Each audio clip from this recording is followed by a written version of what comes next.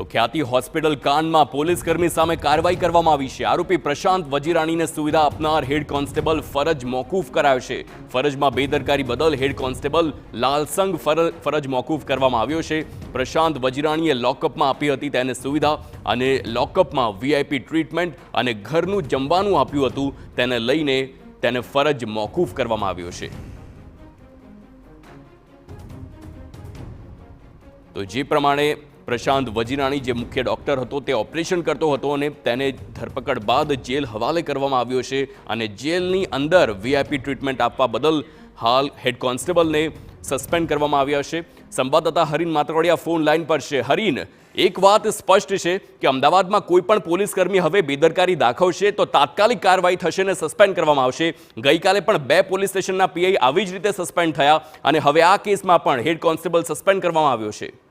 બિલકુલ, ફરજમાં બેદરકારી બદલ ગઈકાલે અમદાવાદના 2 પીઆઈને સસ્પેન્ડ કરવામાં આવ્યા હતા। ત્યારે વધુ એક જે ખ્યાતિ હોસ્પિટલનો કાંડ સામે આવ્યો હતો ને તેમાં ડોક્ટર પ્રશાંત ભીમજીયાણી છે તેને વસ્ત્રાપુરના લોકઅપમાં રાખવામાં આવ્યા હતા। ત્યારે જે તેમને સુવિધાઓ વીઆઈપી ટ્રીટમેન્ટ આપવામાં આવતી હતી તેને જ લઈને ફોટો અને વિડીયો તેના વાયરલ થયા હતા અને જેના આધારે તપાસ કરવામાં આવી હતી। સમગ્ર વાયરલ ફોટોની તપાસ કરવામાં આવી હતી ને તપાસના અંતે સામે આવ્યું છે કે જે પીએસઓ લાલસંગ છે, હેડ કોન્સ્ટેબલ લાલસંગ છે, તેના દ્વારા સુવિધાઓ આપવામાં આવી હતી, જેના ફરજના ભાગરૂપે તેઓ બેદરકારી રાખતા હતા અને તેને જ લઈને તેને અત્યારે ફરજ મોકૂફ કરવામાં આવે છે। મહત્વનું છે કે તપાસ હજી ચાલુ છે, પરંતુ વસ્ત્રાપુર પોલીસ સ્ટેશન પાસેથી આ તપાસ લઈને ક્રાઇમ બ્રાન્ચને સોંપવામાં આવી છે। ક્રાઇમ બ્રાન્ચ પણ વધુ તપાસ કરે છે, પરંતુ જ્યાં સુધી વસ્ત્રાપુર ના જે લોકઅપમાં ડોક્ટર પ્રશાંત હતા ત્યાં સુધી જે ટ્રીટમેન્ટ આપવામાં આવી હતી અને તેમાં જે પણ કોઈ સંડોવાયેલું હતું, ટ્રીટમેન્ટ આપવામાં મદદ કરી હતું, તમામ વિરુદ્ધ કાર્યવાહી અને ઇન્કવાયરી શરૂ કરવામાં આવી હતી અને તેમાં પીએસઓ લાલસંગ છે તેને જે તપાસના અંતે ફરજ મોકૂફ કરી દેવામાં આવ્યા છે। જી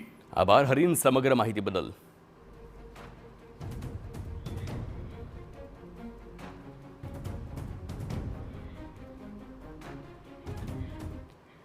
અમદાવાદમાં